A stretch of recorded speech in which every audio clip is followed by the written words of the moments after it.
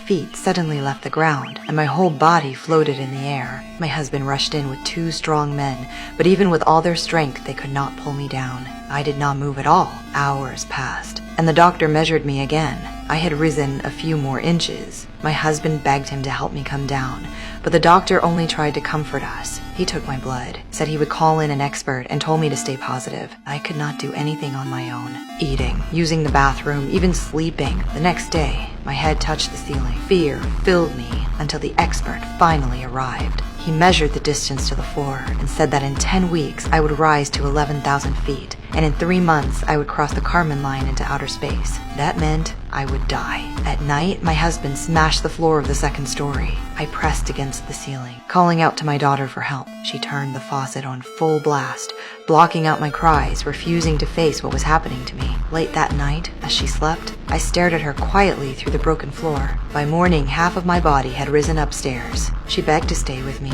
but I held back tears and told her she must not give up her studies. After school, she returned and heard me groaning in pain. A rope was tied tightly around my ankle. My husband had tried to stop me from floating away. The pain was unbearable. My daughter ran to the kitchen for a knife. My husband blocked her, and in their struggle, my ankle snapped. She pushed him away and cut the rope. No one could stop what was happening. The next day, I reached the roof. They used a lift to send me clothes, water, food, a phone, and an MP3 player. Before the lift went down, my daughter strapped a 5-kilogram pack on my back to slow me down. My silent husband suddenly hugged me tightly. I knew this could be our last moment together. Soon, I was high above the city, past every building. The air grew thin, the cold cut into my skin, and the food began to run out. Even then, my heart stayed with my family. I called my daughter, asked about her studies, reminded her to eat warm meals. My words broke her down, but she pretended to be cold so I would not worry. When the call ended, I was overwhelmed. I listened to the songs on the MP3 she gave me and cried until the player slipped from my hands. I screamed as it fell, kicking helplessly in the air. Then thousands of birds burst through the clouds, circling me in a breathtaking scene. For a moment, I forgot my fear and shouted with joy like a child. That night, heavy rain poured down. Lightning and thunder surrounded me as I drifted alone.